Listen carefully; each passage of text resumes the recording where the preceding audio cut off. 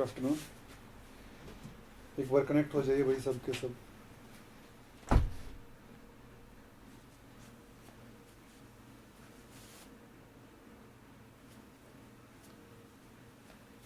मैं बहुत बढ़िया भाई, तुम बताओ कैसे हो? 2-2.5 महीने बाद क्लास हो रही है शायद।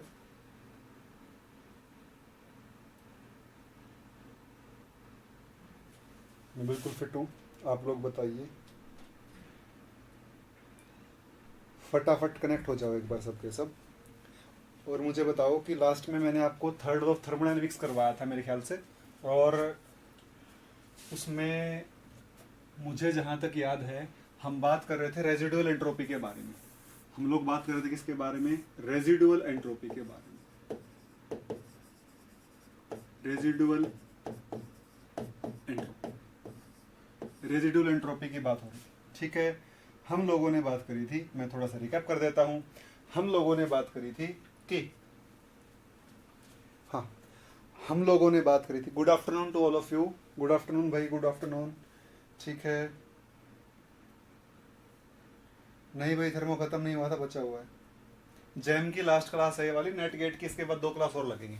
देखो, हम लोग बात कर रहे थे रेजिडुअल एंट्रोपी के बारे में। हमने बात करी थी कि मैक्सवेल के अकॉर्डिंग कोई भी जो परफेक्ट क्रिस्टलाइन सब्सटेंस है, ऐसा सब्सटेंस जो केमिकली प्योर है, जो केमिकली प्योर है और क्या है, परफेक्टली क्रिस्टलाइन है, परफेक्टली क्रिस्टलाइन है, ऐसी सब्सटेंस की एंट्रोपी एट 0 केल्विन किसके बराबर होगी भाई? 0 के बराबर होगी। किसके बराबर होगी? S is equal to 0। हम लोगों ने एक रिलेशन भी लिखा था, ST is equal to S0 into CP/dt। Integration यहां से किया था, कहां से कहां? 0 टू टेम्परेचर T। शायद याद आ गया होगा आपको, हम लोगों ने ये वाला किया था, ठीक है। इसके बाद अगर परफेक्ट क्रिस्टलाइन सब्सटेंसेस की वैल्यू क्या हो गई थी? 0। तो हमारे पास आ गया था ST इज इक्वल टू 0 से टेम्परेचर T CP/dt। मैं थोड़ा सा याद करवा रहा हूं आपको। इसके बाद ST is equal to 0 to 10 to 15 kelvin A into T³ dt/T plus 10 to 15 kelvin to temperature T CP/dt। ये बात हो रही थी, ठीक है। इसके बाद हम लोगों ने क्या बोला था कि किसी भी सॉलिड की या फिर किसी भी परफेक्ट क्रिस्टलाइन सब्सटेंस की एग्जैक्ट एंट्रोपी को निकाला जा सकता है, एब्सोल्यूट वैल्यू ऑफ एंट्रोपी को निकाला जा सकता है। ऐसे सब्सटेंसेस जो परफेक्टली क्रिस्टलाइन नहीं है, जो परफेक्टली क्रिस्टलाइन नहीं है, उनके लिए S0 not is equal to 0।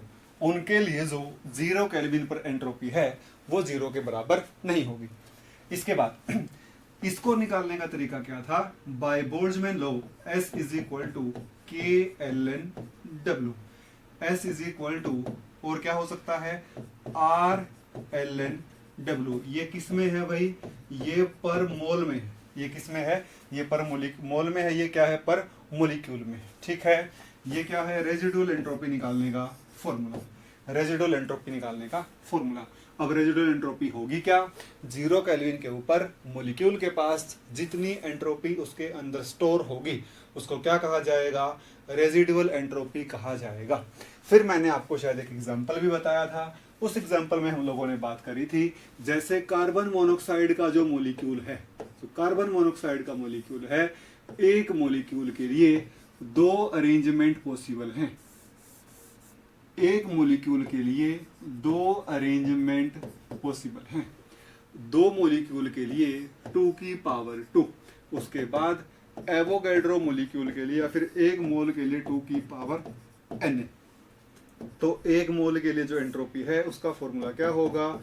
RLN 2 की पावर Na के आएगा, सॉरी यहाँ पर KLN 2 की power Na। S is equal to K into Na LN 2, और ये क्या होता है भाई? Gas constant R। S is equal to RLN 2। This is the formula to find out the residual entropy of a substance. Example यही आ सकता है, एक और एग्जाम्पल आ सकता है पेपर में। ये वाला भी एग्जांपल आ सकता है आपके पास, ये वाला भी 1,2 डाइक्लोरो, क्या बोलते हैं बेंजीन के ऊपर, 1,2 डाइक्लोरो बेंजीन, यही बोलते होंगे शायद इसको, 1,2 डाइक्लोरो बेंजीन। ये वाला भी, ये वाला देखो, ये वाला एक बेंजीन की रिंग, ऊपर एक क्लोरीन, यहाँ पर भी क्लोरीन, क्लोरीन और क्लोरीन, ठीक है। इसके कितने तरीके से अरेंज किया जा सकता है भाई इसको, ये भी क्लोरीन, ये भी क्लोरीन, फिर से अरेंज कर दूंगा, यहाँ पर भी क्लोरीन, यहाँ पर भी क्लोरीन, फिर से अरेंज कर सकता हूँ, ये फिर से बन जाएगा। इससे आपको पता चलता है, या फिर हमें पता चलता है इस बात से कि एक मोलिक्यूल को जिसका नाम क्या है 1,2 डाइक्लोरोबेंजीन है, उसके लिए कितनी अरेंजमेंट पॉसिबल्स हैं, उसके लिए अरेंजमेंट पॉसिबल है कितनी भाई आपके पास, 6 अरेंजमेंट्स पॉसिबल हैं। ये सारे के सारे 1,2 डाइक्लोरोबेंजीन हैं, सारे के सारे कितने हैं भाई, 1,2 डाइक्लोरोबेंजीन हैं। लेकिन पहले इन दोनों कार्बन पर, फिर इन दोनों कार्बन पर, फिर इन दोनों कार्बन पर है सारे के सारे 1,2 डाइक्लोरोबेंजीन ही। तो यहां पर एक मोलिक्यूल के लिए कितनी पॉसिबिलिटीज हैं भाई, 6 पॉसिबिलिटीज हैं। 2 के लिए कितनी होंगी भाई, 6 की पावर 2। 3 के लिए कितनी पॉसिबिलिटी होंगी, 6 की पावर 3। और एवोगैड्रो या फिर एक मोल के लिए कितनी पॉसिबिलिटी होंगी, 6 की पावर n, 6 की पावर n। तो ऐसा क्या आ जाएगा भाई, S is equal to KLNW, S is equal to KLN 6 की power n, S is equal to RLN 6। इस तरीके से आप एंट्रोपी को निकाल सकते हो।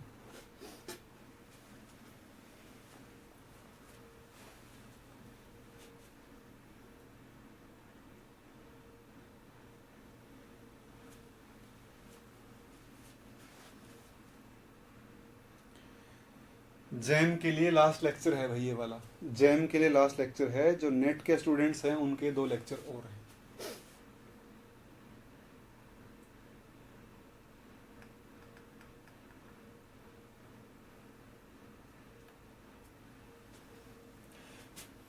देखो भाई, पहली बात तो सब्सटेंस केमिकली प्योर होना जरूरी है। पहली बात तो सब्सटेंस केमिकली प्योर होना जरूरी है। केमिकली प्योर तो होनी ही चाहिए। केमिकली प्योर के साथ साथ अगर परफेक्टली क्रिस्टलाइन भी है तो ही उसके एंट्रोपी 0 केल्विन पर 0 होगी। अगर सब्सटेंस केमिकली प्योर ही नहीं है तो फिर ये वाला लॉ वैलिड नहीं होता है। ये केवल परफेक्टली क्रिस्टलाइन सब्सटेंसेस पर ही वैलिड होता है, और जो सब्सटेंसेस केमिकली प्योर नहीं है उनके ऊपर लॉ वैलिड नहीं होता है, उनके पास भी एंट्रोपी होती ही होती है।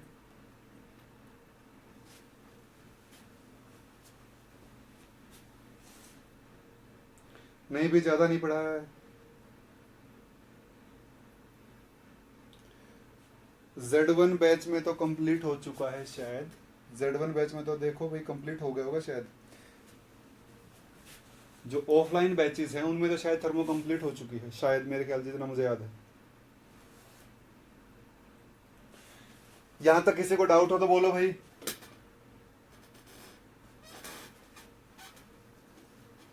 यहां तक किसी को डाउट है तो बोलो भाई।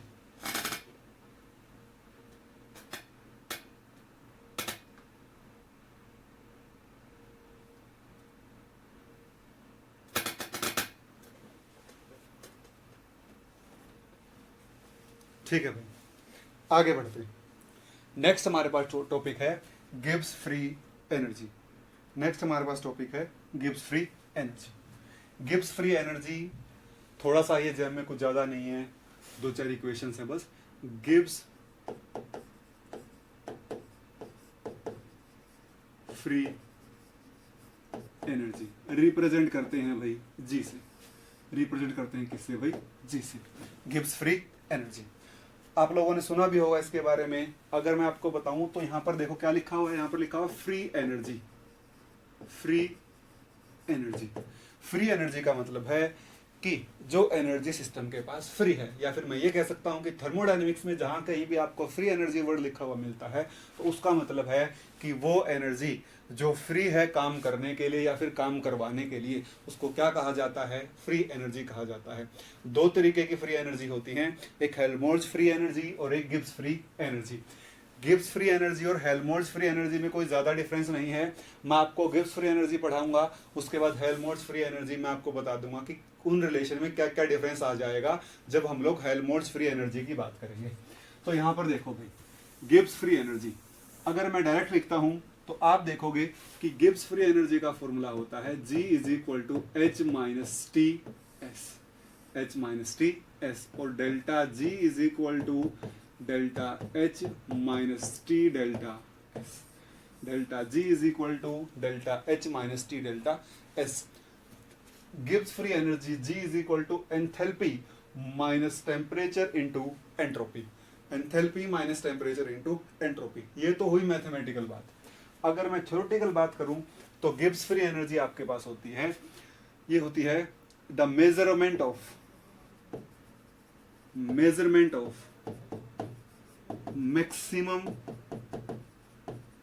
Maximum amount of work. ये क्या है? एक मेजरमेंट है किसका? मैक्सिमम अमाउंट ऑफ वर्क का, which can be obtained from a system at constant temperature and pressure। जब सिस्टम के टेम्परेचर और प्रेशर कांस्टेंट होंगे, जब किसी भी सिस्टम के टेम्परेचर और प्रेशर कांस्टेंट होंगे तो उस टाइम उस सिस्टम से कितना मैक्सिमम वर्क करवाया जा सकता है, तो उसको क्या कहा जाता है? उसको कहा जाता है गिब्स फ्री एनर्जी, या फिर कांस्टेंट टेम्परेचर और प्रेशर के ऊपर कितनी एनर्जी सिस्टम के पास फ्री है, क्या करने के लिए? काम करने के लिए। उसको क्या कहा जाता है? उसको कहा जाता है गिब्स फ्री एनर्जी। उसको क्या कहा जाता है भाई? Gibbs free energy. ठीक है, यहां पर देखो हम लोगों ने पहले मैक्सवेल स्क्वायर पढ़ा हुआ है। देखो भाई, S P V T H G A you. ठीक है, मैं आपको वैसे भी बता सकता था और मैं आपको यहां से भी बताता हूं। देखो भाई, अगर मुझे डी जी लिखना है, डी जी मुझे लिखना है, D G is equal to V D P minus S D T, V D P minus S D T, V D P minus S D T. यहां से मुझे पता चलता है कि G is function of temperature and pressure. G is function of temperature and pressure. G किस किस का फंक्शन है भाई? देखो यहाँ पर G फंक्शन है प्रेशर का, और किसका फंक्शन है भाई? टेम्परेचर का। मैक्सवेल स्क्वायर से आपको क्लियरली दिख रहा है कि G जो है वो फंक्शन है प्रेशर का भी और टेम्परेचर का भी। क्लियर होगी बात यहां तक? ठीक है, एक और बात, G क्या है? G state function. ये भी क्या है? State function. ये भी क्या है भाई? स्टेट फंक्शन है। और एनर्जी वर्ड लिखा हुआ है तो क्या होगा भाई? एक्सटेंसिव प्रॉपर्टी होगा। क्या होगा? एक्सटेंसिव। अमाउंट पर डिपेंड करने वाली सब्सटेंस, अमाउंट पर डिपेंड करने वाला पोटेंशियल है, या फिर कह लो कंपोनेंट है, जो अमाउंट पर डिपेंड करता है। ये था भाई आपके पास सिंपली गिब्स फ्री एनर्जी का थ्योरेटिकल एक्सप्रेशन। अब बात करते हैं, नेक्स्ट हमारे पास टॉपिक है इसी में, dependence of G, dependence G on temperature and pressure. Dependence of G on temperature and pressure. G का डिपेंडेंस किसके ऊपर? टेम्परेचर के ऊपर और प्रेशर के ऊपर। सबसे पहला on pressure, on pressure, pressure के ऊपर dependence, dependence on pressure, dependence on pressure. यहां तक किसी को भी डाउट है तो पूछ लो, किसी को भी यहां तक कोई प्रॉब्लम है तो पूछ लो।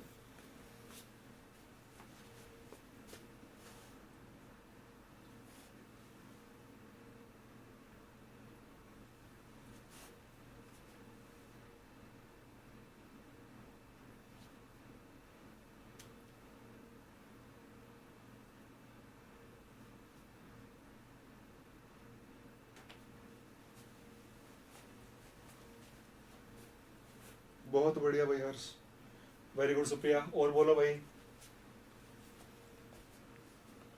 अमन फर्स्ट स्लाइड ओपन करनी है तो लो भाई, फर्स्ट स्लाइड ओपन कर देते हैं।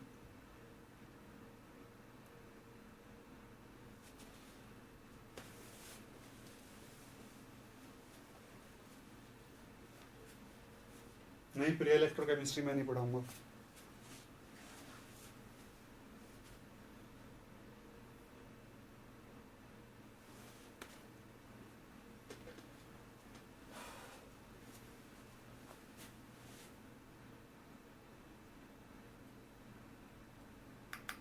ठीक है भाई, आगे चलते हैं। आगे मैंने लिखा है जी का डिपेंडेंस किसके ऊपर, जी का डिपेंडेंस मैंने लिखा है टेम्परेचर और प्रेशर के ऊपर, टेम्परेचर और प्रेशर के ऊपर। देखो भाई, dependence of G on pressure. देखो यहां से दिख रहा होगा कि मैं यहां बात करता हूं कि जैसे D G is equal to V D P minus S D T, दिख रहा होगा आपको यहां से साफ साफ। अगर मुझे प्रेशर पर डिपेंडेंस देखनी है तो टेम्परेचर को क्या करना होगा, कांस्टेंट करना होगा।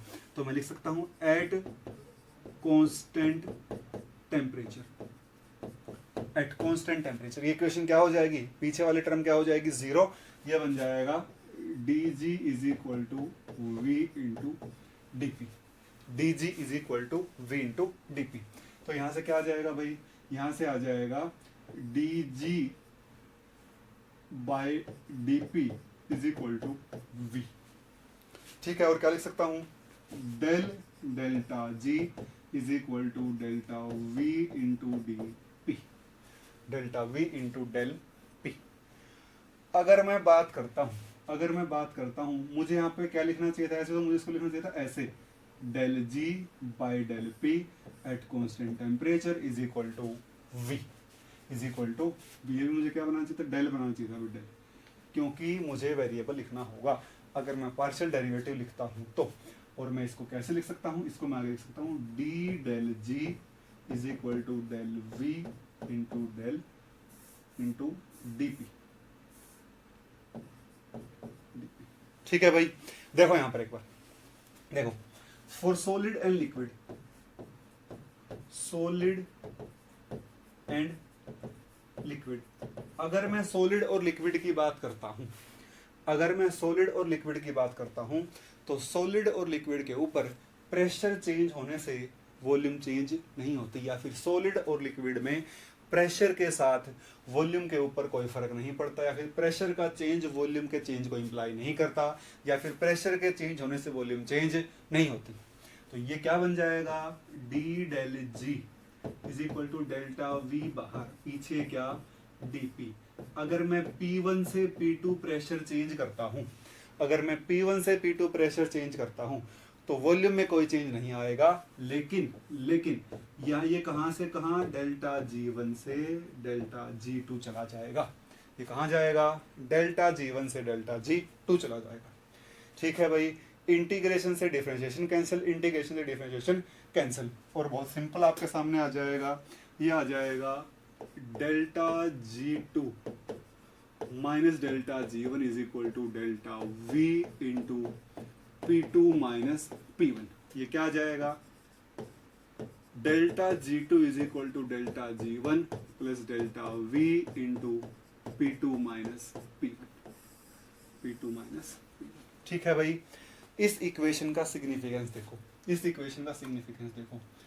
सॉलिड लिक्विड का कोई प्रोसेस है, कोई प्रोसेस जिसमें सॉलिड और लिक्विड ही इन्वॉल्व हैं, तो उसमें क्या हो सकता है, अगर मुझे एक प्रेशर पर P1 के ऊपर फ्री एनर्जी का चेंज मुझे पता है, और मुझे पता जब डेल्टा जी नेगेटिव होगा तो ही प्रोसेस स्पॉन्टेनियस होगी, और मैं देखता हूं कि 1 एटीएम के ऊपर तो जो प्रोसेस है ना उसके लिए डेल्टा जी नेगेटिव है।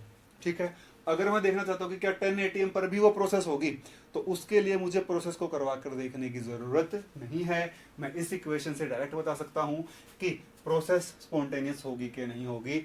अगर यहां से डेल्टा जी नेगेटिव आएगा तो स्पॉन्टेनियस होगी, और पॉजिटिव आएगा तो क्या होगी, नॉन स्पॉन्टेनियस होगी। नेगेटिव आने से ही स्पॉन्टेनियस क्यों होती है, समझो एक बार इस बात को। ये है आपके पास फ्री एनर्जी। ठीक है, अगर डेल्टा जी नेगेटिव है तो नेगेटिव का मतलब एनर्जी का लिबरेट होना, एनर्जी का निकलना।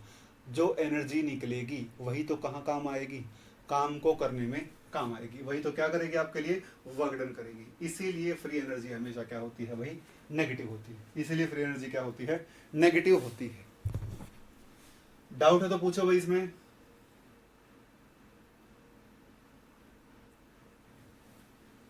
डाउट है तो पूछ लो।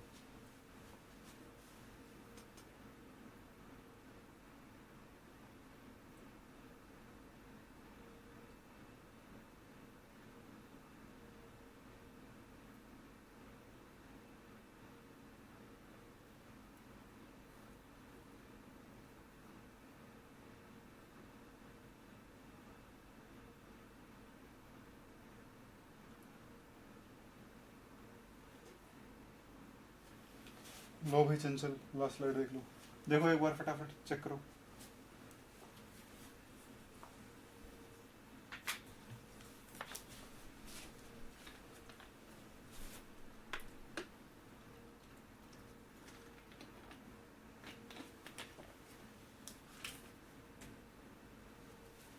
चेक करो भी, डाउट है तो किसी को।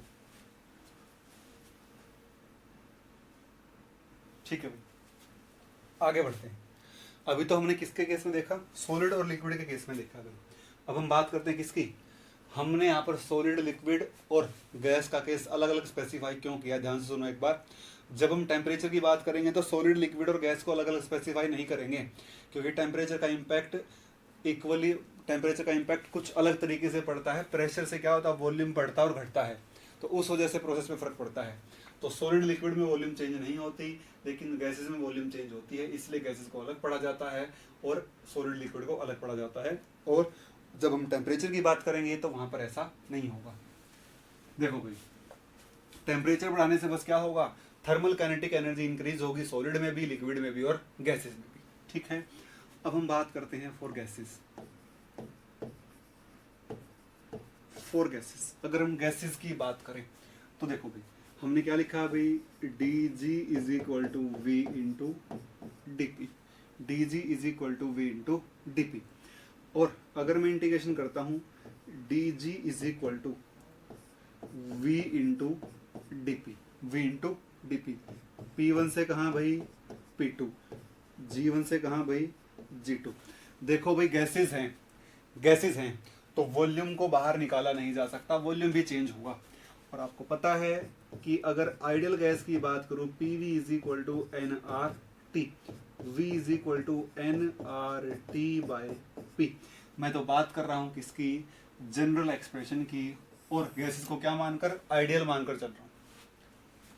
तो यहां पर क्या आएगा भाई, डी जी, G1 से कहा G2 is equal to, is equal to, ये क्या बनेगा आपके पास, ये बन जाएगा आपके पास N R T by P into D P, P1 से P2।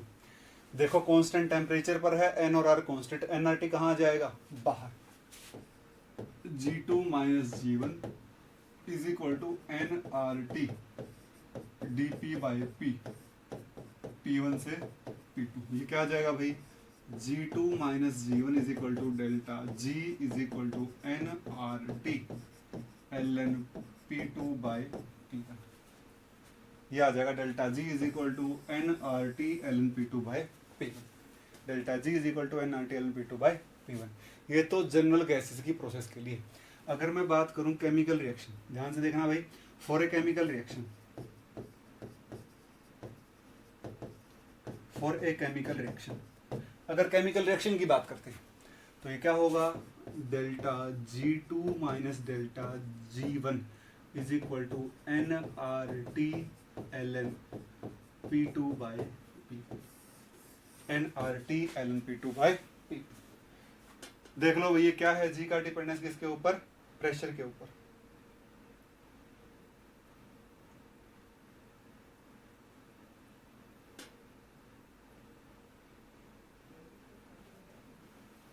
ये था जी का डिपेंडेंस किसके ऊपर भाई, प्रेशर के ऊपर। अब टेम्परेचर के ऊपर देखते हैं, फिर एक टॉपिक और फिर खत्म हो जाएगा, उसके बाद एक टॉपिक और खत्म हो जाएगा।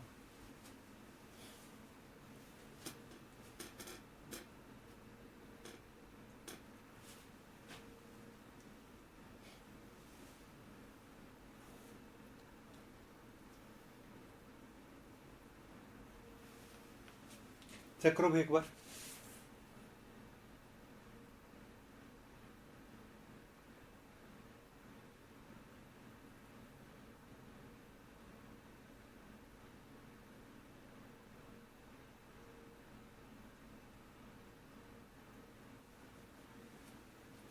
ठीक है Harsh, very good Harsh. Geetanjali very good. आगे बढ़े भाई। देखो प्रेशर वाला इतना इंपॉर्टेंट नहीं है, इंपॉर्टेंट कौन से वाला होगा आपके लिए, टेम्परेचर वाला ज्यादा इंपॉर्टेंट होगा। ये जो कॉन्सेप्ट है जनरली थर्मोकेमिस्ट्री में यूज होते हैं, थर्मोडायनेमिक्स में बहुत कम क्वेश्चन आता है इनका, थर्मोकेमिस्ट्री में ज्यादा यूज होती है। देखो हम बात करते हैं dependence of G on temperature. दूसरा है हमारे पास dependence of ji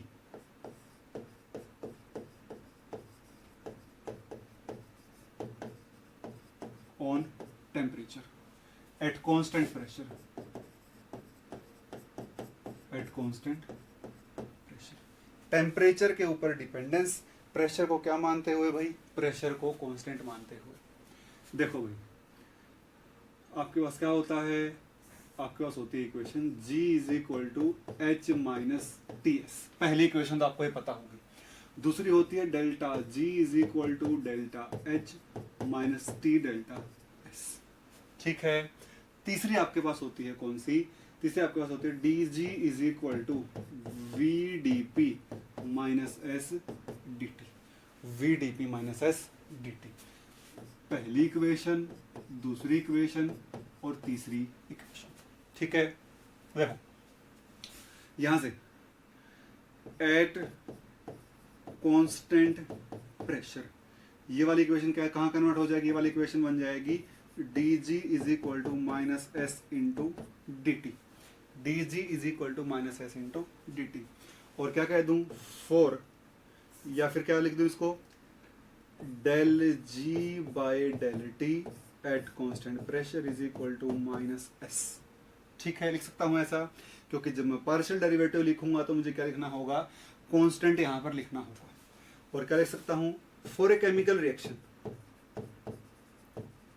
for a chemical reaction, अगर हम किसी केमिकल रिएक्शन की बात करते हैं तो ये क्या बन जाएगा भाई, डेल डेल्टा जी, ऊपर लिख देता हूं दिखेगा नहीं यहां से, ये बन जाएगा del delta G by del T constant pressure is equal to minus delta S, del delta G by delta T is equal to minus delta S. यहाँ पर डेल्टा लगा दिया, यहाँ पर भी क्या लगा दिया भाई, डेल्टा। इस वाली वैल्यू को यूजिंग इन 2, अगर इसको मैं 2 में यूज कर दूं तो क्या बन जाएगा, देखो यहाँ डेल्टा एस है ना माइनस का, ये बन जाएगा delta G is equal to delta H plus T del delta G by delta T at constant pressure. This is known as Gibbs Helmholtz equation, this is known as Gibbs Helmholtz equation. देखो भाई सारी की सारी equation same चलेंगी, Helmholtz में भी सारी की सारी इक्वेशन सेम चलेंगी, बस क्या होगा, G की जगह आ जाएगा A, H की जगह आ जाएगा U, और बाकी तो सेम ही चलेगा, और प्रेशर की जगह आ जाएगा वॉल्यूम,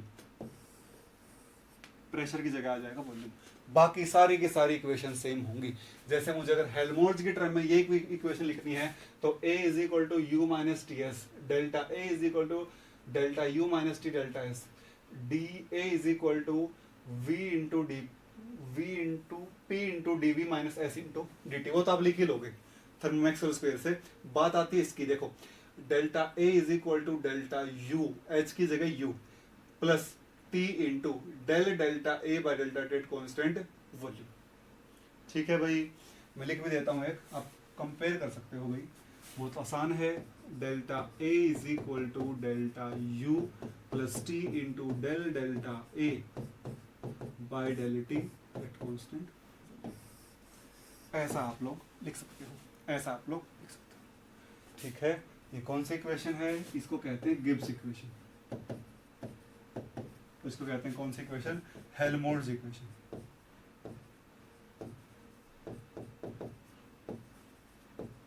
ऊपर वाली गिब्स इक्वेशन, नीचे वाली हेल्महोल्ट्ज इक्वेशन,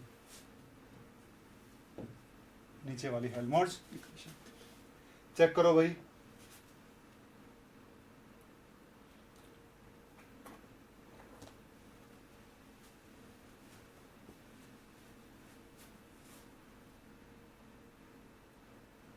गीतांजलि अगर जैम में हो तो लास्ट है, जैम में हो तो लास्ट लेक्चर है भाई।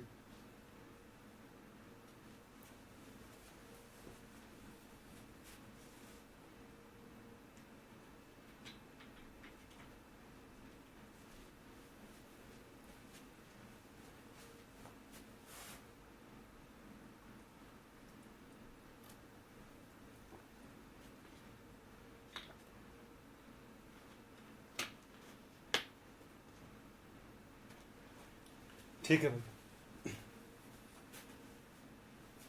आगे बढ़ते हैं।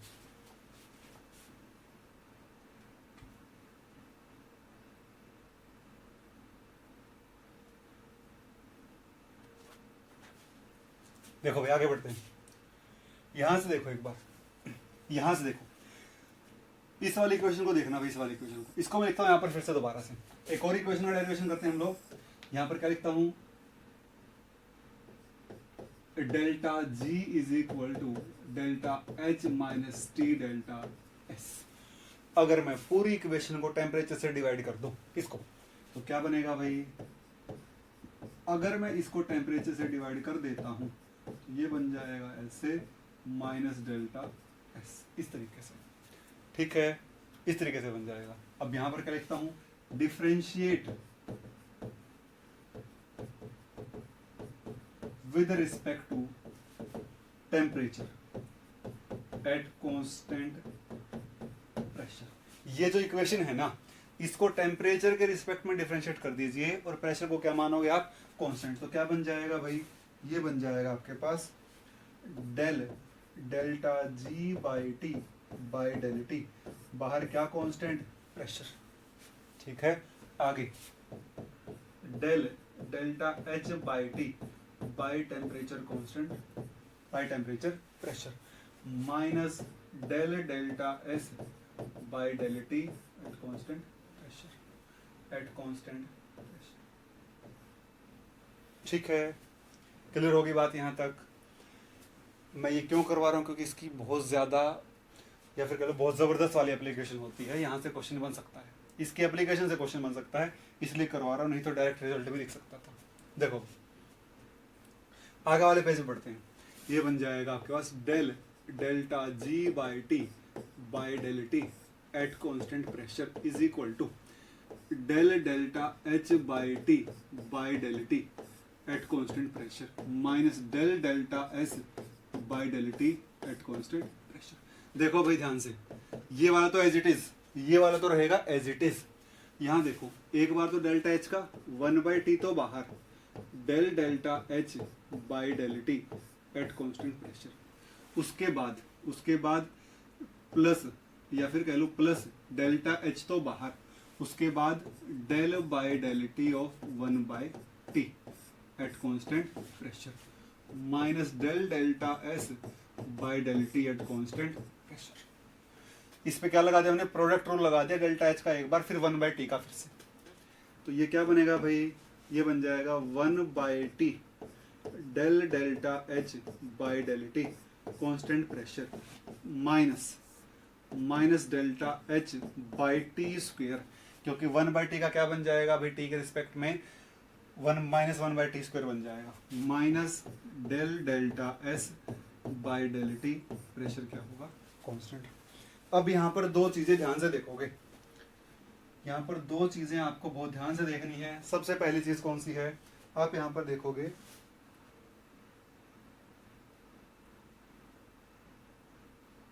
सुप्रिया बताता हूं आपको डाउट, इधर देखो एक बार, देखो भाई सबसे पहला तो del H by del T at constant pressure क्या होता है भाई, सीपी होता है, ठीक है। This implies delta H by del T pressure constant is equal to क्या होगा भाई, डेल्टा सीपी होगा।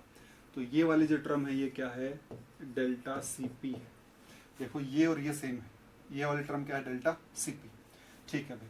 तो ये इक्वेशन किस में कन्वर्ट हो जाएगी हमारे पास, ये इक्वेशन आ जाएगी कुछ इस तरीके से, delta G by T by del T constant pressure is equal to delta CP by T minus delta H by T square plus delta S by del T at constant pressure. ये plus नहीं आएगा या minus आएगा, हाँ minus आएगा,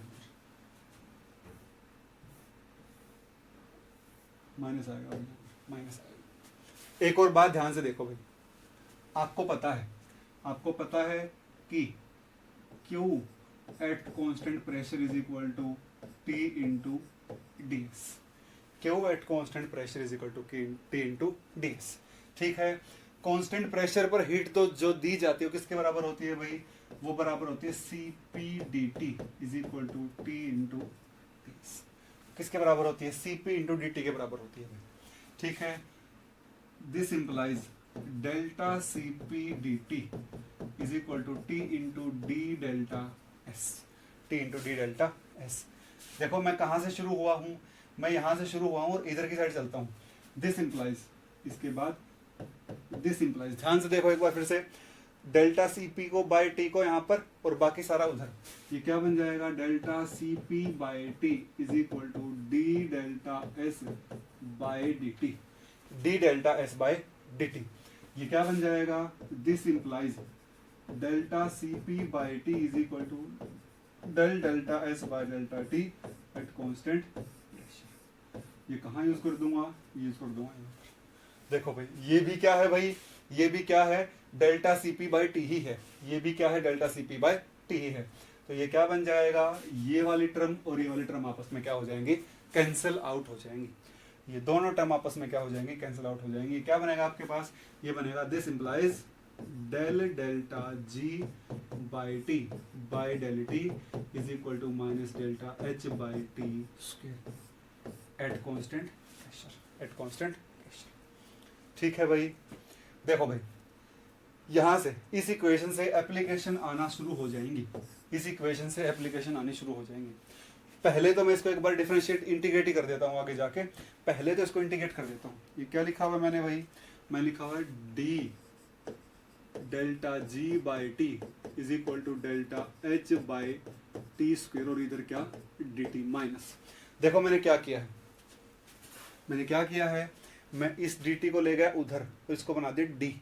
ठीक है, ये बन गया कुछ इस तरीके से।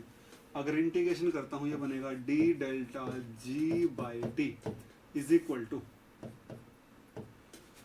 Minus delta H d T by T square, T one से T two, delta G one by T one delta G two by T two. ये आ जाएगा delta G two by T two minus delta G one by T one is equal to delta H one by T two minus one by T. ये रही भाई एक equation. तो integrated form of Gibbs Helmholtz equation, integrated form of Gibbs Helmholtz equation, इसको क्या कहते हैं? इसको कहते हैं integrated form of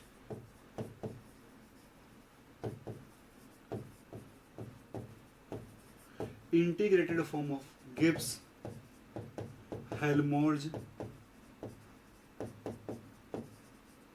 equation, integrated form of Gibbs Helmholtz equation, integrated form of Gibbs Helmholtz equation. देखो भाई सबसे पहला एप्लीकेशन तो कहां पर? इस वाली इक्वेशन को देखो ध्यान से, इस वाली इक्वेशन को देखो ध्यान से। सबसे पहला एप्लीकेशन तो इस इक्वेशन से ही आ जाएगा, इससे आ जाएगा। देखो ये आपको क्या बनाकर देगी? ये आपको वांट ऑफ इक्वेशन बनाकर देगी। वांट ऑफ इक्वेशन कहां से आएगी भाई? यहां से आएगी। देखो मैंने लिखा है, देखो मैं यहाँ पर लिखता हूं एप्लीकेशंस, एप्लीकेशंस।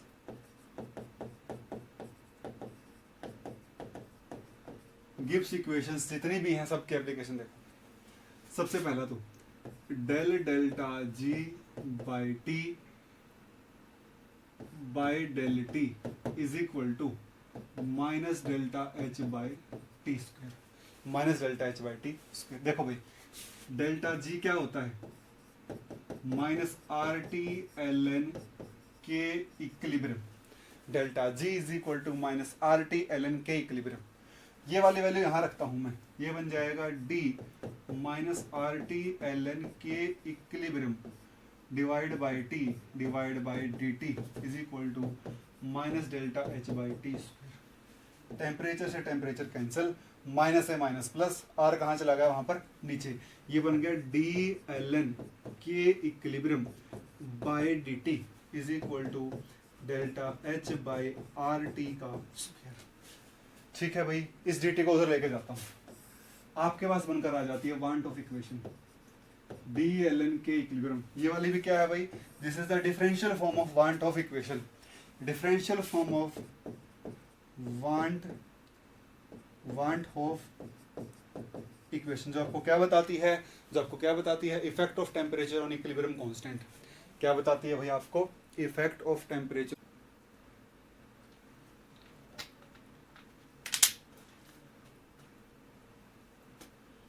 पेज रिफ्रेश कर लो एक बार फिर से।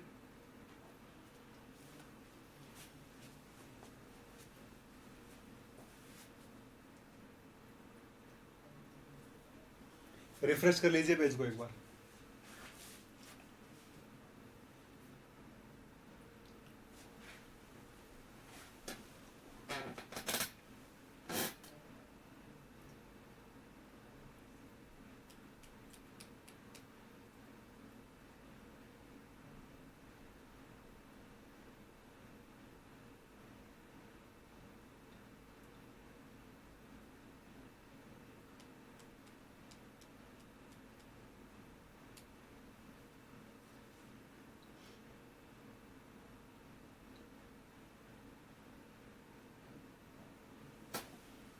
पेज को रिफ्रेश करो एक बार, आपको दोबारा से ओपन करो भाई। सभी का वीडियो रुक रहा है क्या? एक बार बताओ मुझे।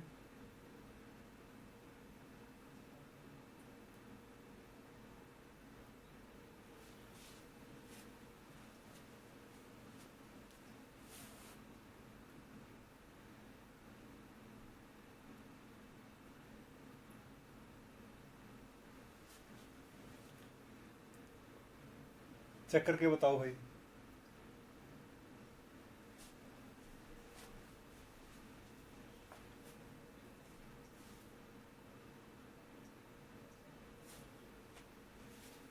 ठीक है ठीक है ठीक है।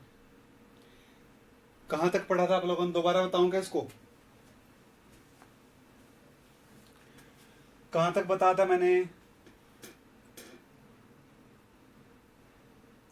ठीक है ठीक है भाई, ठीक है ठीक है।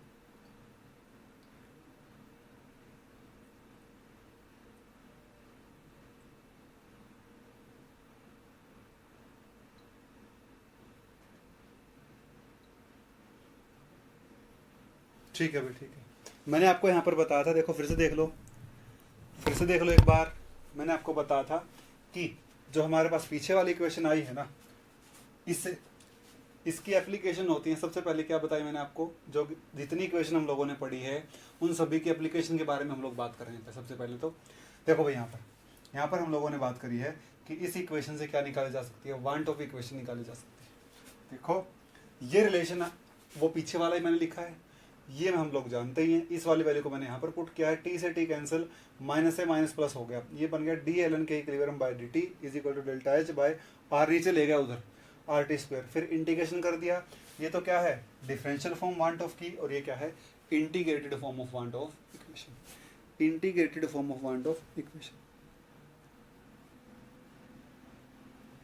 गीतांजलि आपको पता लग जाएगा क्वेश्चन में पढ़ते ही, आपको वैल्यूज दी होंगी, आपको इक्विलिब्रियम कांस्टेंट पहले की, दूसरे की, डेल्टा एच दिया होगा, फिर एक टेम्परेचर आपसे पूछा होगा, आपको पता लग जाएगा क्वेश्चन देख के। डाटा से समझ जाओगे आप लोग, क्वेश्चन के डाटा से समझ जाओगे कि कौन सा फॉर्मूला यूज होगा।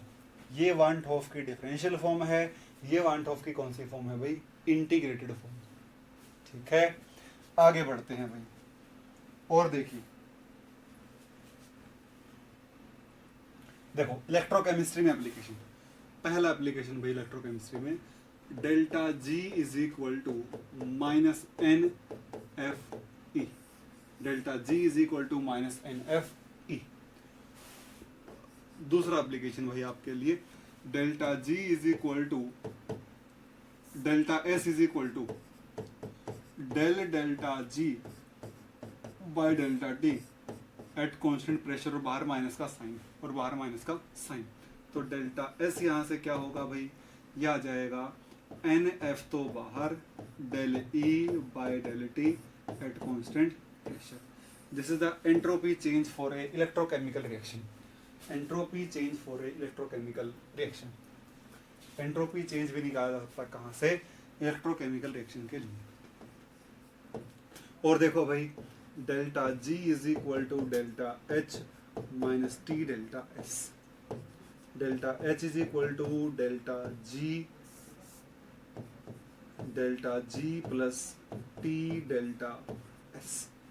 ठीक है, delta H is equal to delta G क्या है आपके पास, डेल्टा जी है आपके पास माइनस एन एफ ई, और ये क्या है भाई एन एफ और टी, यहाँ पर N F T del E by del T at constant pressure. इस तरीके से आप किसी भी इलेक्ट्रोकेमिकल रिएक्शन के लिए एंथैल्पी का चेंज, फ्री एनर्जी का चेंज और एंट्रोपी का चेंज निकाल सकते हो। एंथैल्पी का चेंज, फ्री एनर्जी का चेंज और एंट्रोपी का चेंज निकाला जा सकता है।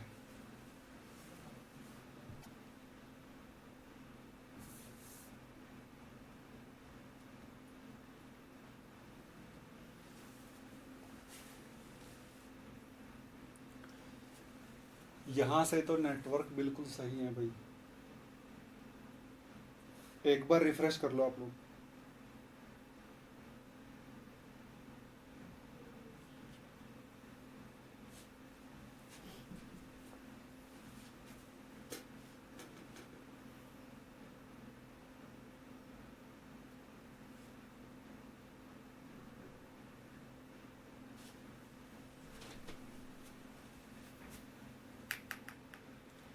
अब भी दिक्कत आ रही है क्या, बताओ एक बार मुझे। अब ठीक है, ओके ओके।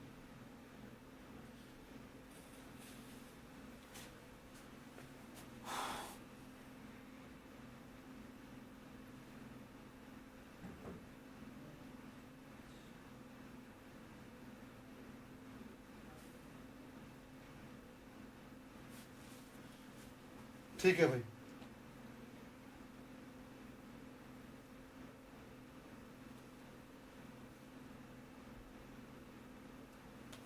लो भी प्रीवियस स्लाइड देख लो। अब मुझे बता दो, क्या हम लोगों ने क्राइटेरिया ऑफ स्पॉन्टेनिटी पढ़ लिया था? क्या हम लोग क्राइटेरिया ऑफ स्पॉन्टेनिटी पढ़ चुके हैं? बताओ फटाफट।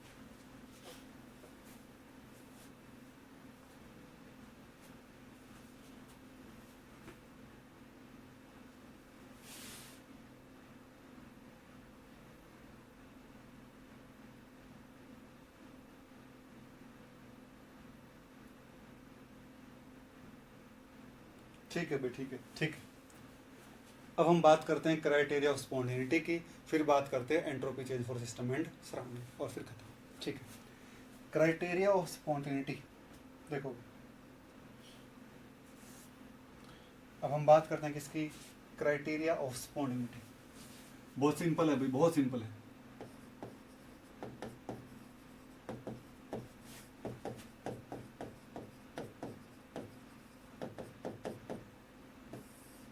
Criteria of spontaneity of A reaction. देखो भाई ध्यान से, सबसे पहले तो अगर मैं बात करूं, जो आपके पास एंट्रोपी के बारे में तो हम बाद में बात करेंगे, पहले जनरल बात कर लेते हैं। हम बात करते हैं सबसे पहले मैक्सवेल स्क्वायर की, एस पी वी टी, यहाँ arrow H G A you. ठीक है भाई, देखो मान लो मुझे, मैं बात करता हूं पहले की टर्म में, किस टर्म में, in terms of thermodynamic, in terms of thermodynamic potentials, thermodynamic potentials की टर्म्स में, मतलब किसके टर्म में, एच जी ए और यू के टर्म में। देखो मैं एच को दो बार लिख लेता हूं भाई, डी एच, और यहां पर भी डी एच। देखो भाई एच के दोनों साइड कौन है भाई, यहाँ पर एक ही बार लिखता हूँ, एक ही बार की जरूरत है। एच के दोनों साइड कौन है, प्रेशर और एंट्रोपी, प्रेशर और एंट्रोपी। ठीक है, क्लियर है बात। अगर मैं लिखता हूँ किसकी टर्म में भाई, अगर मैं लिखता हूँ किसके टर्म्स में, मैं लिखता हूँ डी जी के टर्म्स में। जी के दोनों साइड कौन है, प्रेशर और टेम्परेचर, प्रेशर है और टेम्परेचर। फिर लिखता हूँ ए के टर्म्स में, कौन है, टेम्परेचर और वॉल्यूम। डी ए के दोनों साइड कौन है, टेम्परेचर और वॉल्यूम है। कौन बच गया, इंटरनल एनर्जी, यहाँ पर एंट्रोपी और यहाँ पर वॉल्यूम। डी यू यहाँ पर वॉल्यूम और यहाँ पर एंट्रोपी। जितने भी थर्मोडायनेमिक पोटेंशियल हैं, यहाँ पर 4 ही थर्मोडायनेमिक पोटेंशियल हैं, सभी क्या होने चाहिए, लेस देन 0 तो किसके लिए, रिवर्सिबल के लिए, और इक्वल टू 0 किसके लिए, रिवर्सिबल के लिए, less than equal to 0, less than equal to 0. This is the criteria of spontaneity in terms of thermodynamic potentials. In terms of thermodynamic potentials. In terms of thermodynamic potentials. Criteria of spontaneity in terms of thermodynamic potentials. अब Maxwell square बनाओगे, सीधा क्या लिख दोगे, कोई process spontaneous है या नहीं है. अगर कांस्टेंट प्रेशर और कांस्टेंट एंट्रोपी पर कोई प्रोसेस हुई है तो उसके लिए एंथैल्पी चेंज क्या होना चाहिए, less than equal to 0.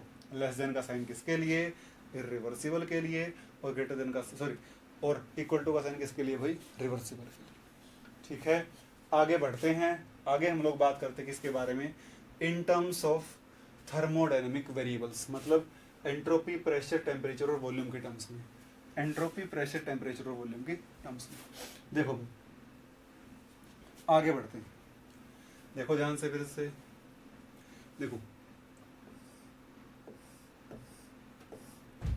S P V और टी, एस पी वी और टी. देखो यहाँ पर एरो, यहाँ पर एरो, एच जी ए और यू, एच जी ए और यू. पहले बात करते हैं एंट्रोपी की. भाई एंट्रोपी लिखेंगे 2 बार, वेरिएबल लिखने हैं 2 बार, पोटेंशियल लिखना है 1 बार. एंट्रोपी के इधर की साइड कौन है, एंथैल्पी और प्रेशर, एंथैल्पी और प्रेशर. और एंट्रोपी के दूसरी साइड कौन है भाई, यू और वी, यू और वी. ठीक है, इसके बाद प्रेशर के लिए लिखूंगा इस तरीके से, प्रेशर के एक साइड कौन है, एच और एस, और फिर डी पी, जी और टी. इधर कौन है भी, जी और टी है. इसी तरीके से आगे बढ़ता हूं. यही तरह, इतनी जरूरत नहीं. टेम्परेचर की टर्म्स में डी टी, जी और पी, डी टी, ए और वी, ए और V, D U, D V, sorry V, D V, D V. V की साइड कौन है, ए और टी, डी वी, यू और एस, यू और एस. डी वी की साइड कौन है भाई, यू और एस. देखो भाई, जिससे भी एरो दूर गया है, जिससे भी एरो दूर गया है वो ग्रेटर देन 0. देखो एस और पी से एरो दूर जा रहे हैं, दूर, तो ये ग्रेटर देन इक्वल टू क्या होने चाहिए, और टी और वी पर एरो आ रहे हैं तो ये क्या होने चाहिए भाई, less than equal to 0. These are the criteria of spontaneity of a process. These are the criteria of spontaneity of a process. These are the criteria for the spontaneity of a process.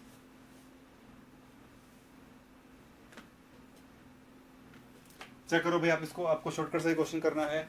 Derivation तो बहुत बड़े बड़े हैं इसके, तो आपको यहीं से क्वेश्चन करना है पेपर में. डेरिवेशन आपको बुक्स में भी मिल जाएंगे, कोई इशू नहीं है.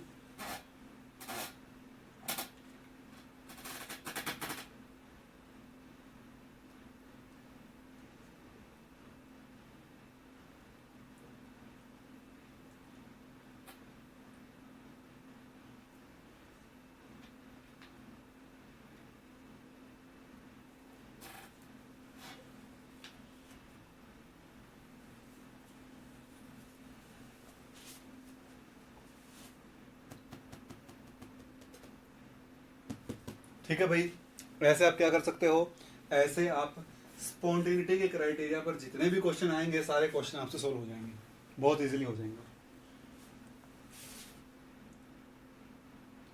ठीक है, अब बात करते हैं सिस्टम एंड सराउंडिंग्स के लिए एंट्रोपी का change. Entropy changes for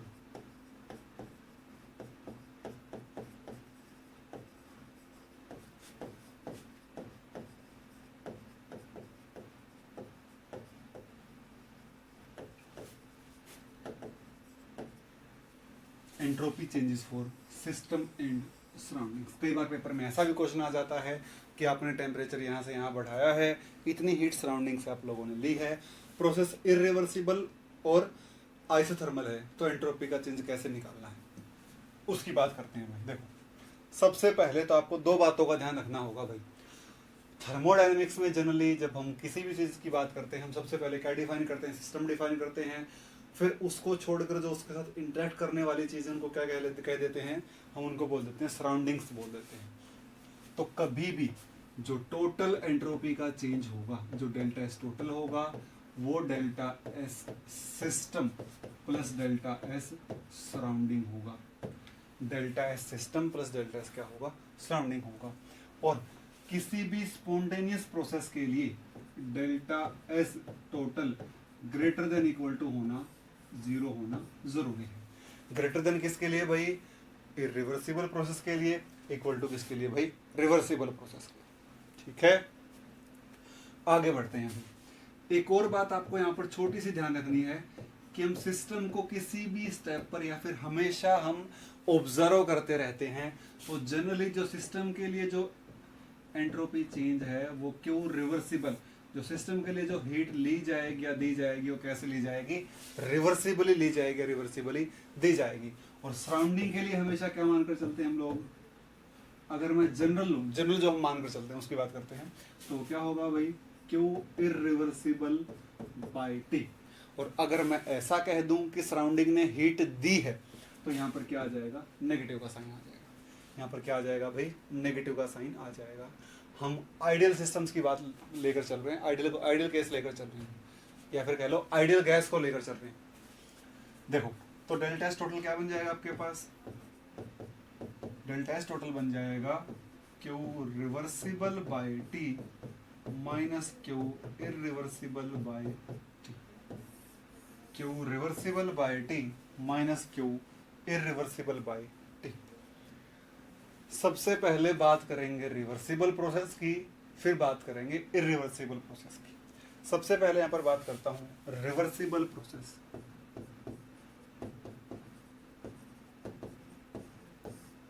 reversible process, reversible में भी कौन सी, आइसोथर्मल। एक ऐसी प्रोसेस जो रिवर्सिबल भी है और आइसोथर्मल भी है, उसके लिए एंट्रोपी का चेंज क्या आएगा। ठीक है भाई, सबसे पहली बात यहां पर है भाई, चेंज हो गया थोड़ा सा। सबसे पहली बात, as process is reversible,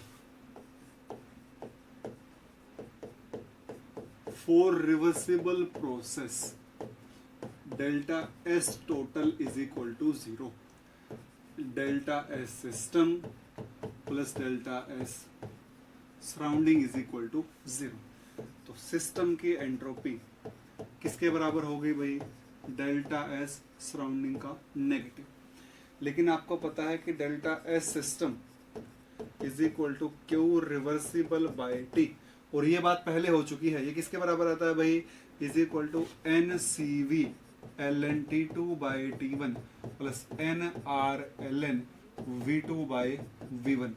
temperature constant है, ये वाली टर्म क्या हो जाएगी, जीरो। तो सिस्टम के लिए एंट्रोपी चेंज क्या आ जाएगा, सिंपली आ जाएगा N R L N V two by V one. Surrounding के लिए क्या आ जाएगा, इसका negative minus N R L N V two by V, और टोटल क्या बन जाएगा भाई, जीरो। और टोटल को जीरो बनना ही है क्योंकि कैसी प्रोसेस है, प्रोसेस कैसी है भाई, प्रोसेस आपके पास है रिवर्सिबल।